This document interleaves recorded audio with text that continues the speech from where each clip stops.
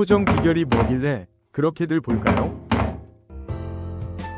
하늘을 묻기 전에 스스로를 먼저 살펴라. 토정 비결, 설날만 되면 꼭 한 번씩은 찾게 되는 이름이죠. 다들 보긴 보는데 왜 보는 걸까요? 그냥 재미로 보는 운세라고 생각하셨나요? 그런데 매년 빠지지 않고 등장하는 데는 분명 이유가 있습니다. 이름은 많이 들어봤지만 막상 정확히 뭐야? 라고 물으면 선뜻 설명하기는 또 어렵죠. 그래서 오늘은 토정 비결이 무엇인지 처음부터 차근차근 정리해 보겠습니다. 그럼 시작해 볼까요? 토정 비결, 뭐길래 사람들이 그렇게 볼까? 토정 비결, 이름은 들어봤는데 정작 뭔지 아는 사람 거의 없습니다. 비법책, 사주, 점집, 어떤 느낌인지 감은 오지만 정확하게는 모르시겠죠. 그럼 이제 본격적으로 토정 비결 이 정확히 뭐냐부터 짚고 가보겠습니다. 우리가 흔히 말하는 토정 비결은 한 해의 운세를 보는 전통 운세 체계입니다. 여기서 중요한 포인트, 평생 운세가 아니에요. 1년 단위로 보는 운세입니다. 많은 분들이 사주랑 헷갈려 하시는데요. 사주는 태어난 순간을 기준으로 평생 흐름을 보는 구조라면 토정 비결은 올해라는 시간에 집중합니다. 왜 새해에 많이 볼까요? 전통적으로 새해는 기운이 바뀌는 시점이라고 여겼기 때문입니다. 한 해의 기운, 재물운, 건강운, 인간관계, 이동수 같은 흐름을 12개월 단위로 나눠서 살펴보는 방식이죠. 그래서 보통 연초, 특히 설 무렵에 가장 많이 찾게 됩니다.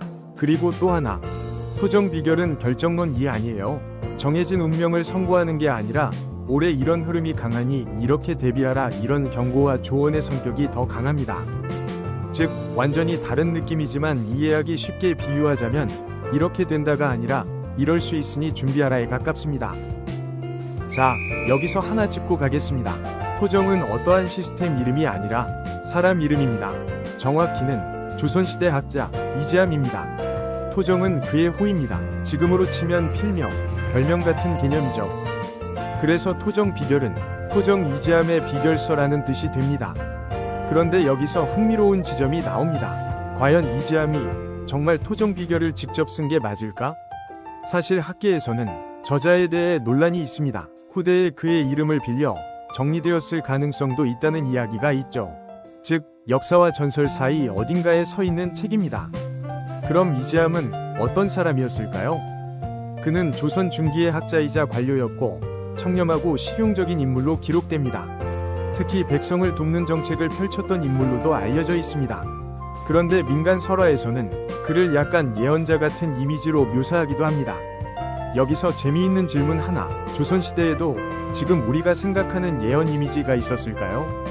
왕과 나라의 운명을 읽는 사람, 시대를 꿰뚫어 보는 사람, 앞날을 내다본다고 전해지는 인물들이 있었다고 보는 게 맞겠네요. 그런 이미지가 후대에 덧입혀지면서 토정 비결이라는 이름도 더 신비해졌을 가능성이 있습니다.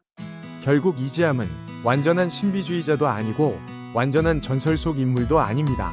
역사 기록이 남아있는 실존 인물이면서 동시에 전설적 이미지가 덧입혀진 인물이라고 볼 수 있겠네요. 자, 이제 가장 궁금한 부분이죠. 그래서 토정 비결은 도대체 어떻게 보는 걸까요? 기본은 간단합니다. 당신의 생년월일, 태어난 해, 달, 날을 기준으로 운세가 분류됩니다. 특히 띠가 중요한 기준이 됩니다. 예를 들어 같은 해에 태어난 사람들은 같은 띠를 공유하죠. 그 띠와 생년정보 조합에 따라 정해진 운세글이 연결되는 방식입니다. 여기서 많이 나오는 말이 144개입니다. 어렵게 들리죠? 하지만 구조는 생각보다 단순합니다. 태어난 해와 달, 날의 조합을 여러 경우의 수로 나누면 총 144가지 유형으로 분류된다는 뜻입니다. 그리고 그 유형마다 미리 정리된 한 해 운세글이 있습니다. 즉, 계산해서 즉석에서 만드는 운세가 아니라 분류표에 따라 연결되는 구조에 가깝습니다.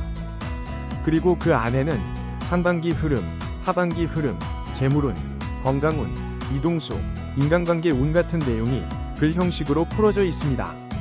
중요한 건 이겁니다. 토정 비결은 숫자를 보여주는 시스템이 아니라 한 해의 분위기를 이야기처럼 풀어주는 방식이라는 점입니다. 한 줄 정리하면 결국은 당신의 생년 정보로 한 해 운세를 글로 풀어주는 방식입니다. 그래서 많은 사람들이 올해는 이런 흐름이구나 하고 전체적인 방향성을 참고하는 거죠. 그렇다면 요즘은 토종 비결을 어떻게 볼까요? 예전에는 책으로 보는 방식이 일반적이었습니다. 서점에서 두꺼운 신년 운세 책을 사서 자기 생년월일에 해당하는 페이지를 찾아 읽는 시기였죠. 지금도 매년 연말이 되면 서점에 신년 운세 코너가 생깁니다. 하지만 이제는 훨씬 더 간편해졌습니다. 인터넷에서 생년월일을 입력하면 자동으로 계산해서 바로 결과를 보여줍니다. 복잡한 표를 직접 찾을 필요도 없고 144가지 유형을 계산할 필요도 없습니다. 몇 초면 끝입니다. 그리고 요즘은 단순히 책의 형태를 넘어서 유튜브, 블로그, 신년 라이브 방송, 쇼폼 콘텐츠까지 토종 비결은 하나의 문화 콘텐츠가 되었습니다. 예전에는 조용히 책을 펼쳐 읽는 느낌이었다면 지금은 댓글 달고 공유하고 친구랑 비교해보는 하나의 이벤트가 된 셈이죠. 이게 재미있는 지점입니다. 이름은 전통인데 방식은 완전 현대적이다. 조선시대 인물의 이름을 달고 있지만 실제로는 스마트폰 안에서 몇 초 만에 읽히는 운세. 전통과 디지털이 묘하게 공존하는 구조입니다. 그래서 토종 비결은 완전히 사라지지도 않고 그렇다고 옛날 방식 그대로 머물러 있지도 않습니다. 계속 형태를 바꾸면서 지금까지 이어져 온 겁니다.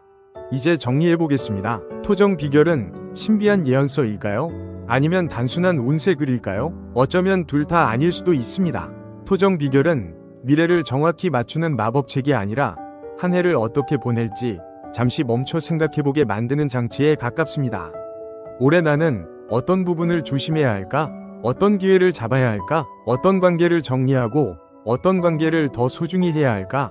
운세를 읽는 순간 사람은 자연스럽게 자기 삶을 돌아보게 됩니다. 그게 어쩌면 토종 비결이 수백 년 동안 살아남은 이유일지도 모릅니다. 맹신할 필요는 없습니다. 하지만 완전히 무시할 필요도 없습니다. 방향을 점검하는 하나의 도구, 한 해의 출발선에서 마음을 정리하는 작은 의식. 그 정도의 의미라면 충분히 가치가 있지 않을까요? 결국 중요한 건 운이 아니라 어떻게 선택하느냐이니까요. 올해를 준비하는 방법은 여러 가지가 있습니다.